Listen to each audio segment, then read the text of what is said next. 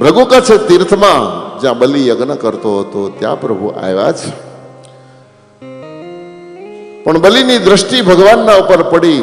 બલિ મોહિત થયો કે આટલું સુંદર સ્વરૂપ, આટલું નાનું કદ,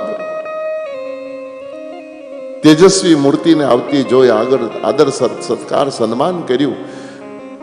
ગળામાં યજ્ઞોપવિત જોઈ ભૂદેવ છો, મારો યજ્ઞ પાવન થઈ ગયો, પ્રભુ મારા પર બહુ કૃપા કરી. ભગવાને કીધું કે તો બધું ઠીક છે, પૂછાય નહીં, અવિનય થાય તો ક્ષમા કરજો, પધારવાનું પ્રયોજન શું? ભગવાન વામને કીધું તારી પાસે કંઈક યાચના કરવા આવ્યો છું, કંઈક માગવા આવ્યો છું. માગવા આવ્યો એ શબ્દ સાંભળતા બલિને આનંદ થયો. ભારતનો ભૂદેવ કોઈ દિવસ કોઈ પાસે માંગવા જાય નહીં, અને છતાં તમે જો આવ્યા હો તો મહારાજ માંગો, જે માંગો તે આપો.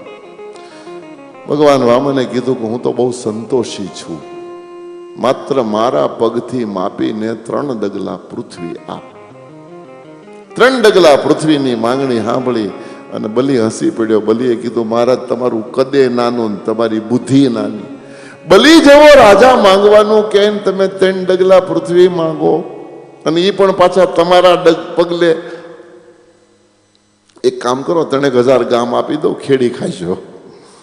વામન કે ઓહો આવડું બધું મારે ન ખપે, ભલે તો 3 ડગલા ને એ પણ મારા પગથી માપીને. શુક્રાચાર્ય આ વાત પર સમજી ગયા કે આ તો વિષ્ણુ છે. એટલે બલિને બોલાવીને કીધું બલિ આને આપતો નહીં.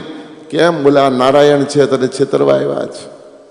નારાયણ શબ્દ સાંભળતા બલિને વિચાર આવ્યો કે આજ જો સાક્ષાત વૈકુંઠનો સ્વામી મારે ત્યાં ભિક્ષા માંગવા આવ્યો હોય તો આજ મારે બલિદાન દઈ દેવું જોઈએ. અને પરિણામે આ બલિદાન શબ્દ ક્યાંથી આવ્યો? બલિએ આપ્યો એટલા મારે ત્યારથી બલિદાન શબ્દ આવ્યો છે. બલિએ કીધું ન્યોછાવર થઈ જવા, મરવું પડે તો મંજૂર છે. મહારાજ મંજૂર, અમે સંકલ્પ વગર ન લઈએ. જળની જારી બલિના હાથમાં પકડાવી અને સંકલ્પ કરાવ્યો, મૂક પાણી. એ પાણી મૂકો એ વખતે શુક્રાચાર્ય ભમરાનું રૂપ લઈ અને નાળચામાં બેસી ગયા. બોલો જારી હતી ને નાળચામાં, ને પાણી ન પડે, પાણી પડે તો સંકલ્પ પૂરો થાય. ભગવાને વિચાર કર્યો કે દાદા કાંઈ વાંધો નહીં, બલી ઓલી સળી લેતો, આમાં કંઈક આડું આવી ગયું. દર્ભની સળી ભગવાને લઈને બલીના હાથમાં આપી. બલીએ નાળચામાં સળી નાખી તો ભમરાની આંખ ફૂટી ગઈ. અહીંયા બેઠા હતા શુક્રાચાર્ય, એની ગઈ. મારી ભાષામાં કહું તો શુક્રાચાર્યને વનવે કર્યા છે. શુક્રાચાર્ય મહારાજને વનવે, વનવે મતલબ 2 દ્રષ્ટિથી જગતને જોતા હતા. ભગવાને 1 દ્રષ્ટિ આપી છે, 1 દ્રષ્ટિ લઈ લીધી. આ સંસાર મેં જ બનાવ્યો છે, હું જ આ સંસાર છું, મારામાં જ સંસાર છે, મારાથી જુદું આ સંસારમાં બીજું કશું જ નથી.